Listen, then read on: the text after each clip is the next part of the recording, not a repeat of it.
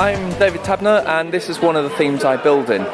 It is narrow gauge trains using the normal old 9-volt track system, but instead of minifigs setting the scale, I used the 1990s Technicfigs. I've used a mixture of 9-volt and power functions to power them. As you can see, some of the steam trains and that have the big wheels from like the Toy Story train and Emerald Knight and so on. And in looking at narrow gauge, it allows you to capture more detail because the trains are bigger than the ordinary Lego size trains. So that the Technicfigs can fit into there. Yeah. Do the trains work? Yeah, they do work. They do run. I've had some of them, the sand green Ruston and at the back there. She was the first one I built, and that was probably about 10 years ago. It's been a little evolving project over the years, a new loco or such, a new bit of rolling stock, or in the case of the carriages, I cut them down because they were full-length bogie carriages before, and they were just too heavy for the track, and the wheel sets have a habit of going sub-gauge when taking heavy weight. Right. So tell me a little bit about the Technicfigs, because these are quite unusual. We don't see them very often, do we? Yeah, I think they were produced from the end of the 80s right into the early noughties for Technic sets. Hence you can see the Technic pinholes in their legs. Yes, I noticed that. They have full articulation, which is nice, in fact even beyond full human articulation. And yeah, you can pose them much more than you can a minifig. It makes them a bit more lifelike. Yeah, because in a way the faces look a little bit more like the Friends minifigs, the mini dolls. Yeah. But the poses are, they do look much more interesting, albeit way bigger than the minifigs. Yeah, I mean, I guess in a way you could say they sort of evolved into the Belleville figures, which are almost the same size. But of course the Belleville was designed for girls, and Technic in those days was of course definitely aimed for the boys. Yeah, and I noticed there are no girls. No, it's only men.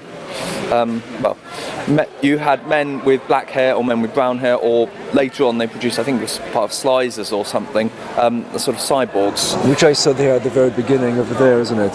Yeah. So you got one cyborg, but again, just men. It's a shame that they didn't fully continue, because actually that is quite an original. It just, when I saw your display, that's what popped out really. I said, oh, what are these? How can these be Lego? Because I did not know about them. Yeah, they've kind of been lost to history for the most part, and really they don't have much value now. So there's a lot of stuff that's historic Lego that goes for silly prices now. Yeah. But I can still pick these guys up quite cheap, and I think I've got pretty much every one they've produced now, at least one of. But there weren't that many, so it's a nice thing to collect. No, absolutely. It's a little bit of piece of history, and it's quite unusual because I haven't seen anybody display anything like this. Yeah, well, I'm not actually the first to display to this scale. Tim David did about 12 years ago, and he kind of started it. Ian Scott up in the north also does narrow gauge.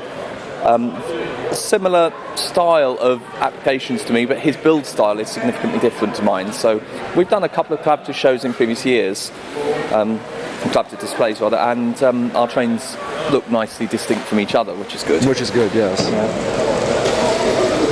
And you've got a house here as well, just built to scale. Yep. The house, well, basically the idea with this layout is that it fits into 3 K5 standard Lego size boxes. The house is built so that it's a shell that when you take the roof off and the chimney away, it fits exactly into the inside extreme of the one of the K5, so I can fit everything else inside it. Right, so it's like a storage box in a sense. But it also adds effectively a third dimension to the layout in being quite tall and bulky. It does, yeah. No, that's brilliant. Any chance we can see it working? Or is that... Not this weekend, unfortunately. All right, fair bring enough. the control gear with me. Well, I really wanted to catch this because it is an unusual one, and I don't know if many people are aware that these Technicfigs existed. Yeah. So, well, these guys tend to get out to about 3 or 4 shows a year, and I have a design for a new loco, which I'll hopefully be building next couple of weeks, and I do Brickvention in Australia every January, and so one of these pieces of rolling stock usually goes there. You go to Australia? Yeah. That's a long way. It is, but it's Australia's biggest show out there, and it's great, and it's in the middle of their summer, while it's in our winter, so I get that break. But there's a chap out there called Alexander McCook, who is another premium train builder, but he also goes big in narrow gauge. He puts a lot more effort into his models than I do, though. Well, I'm impressed with what you've done, so don't knock yourself short. Thank you. And thank you very much for showing it to me. Thanks.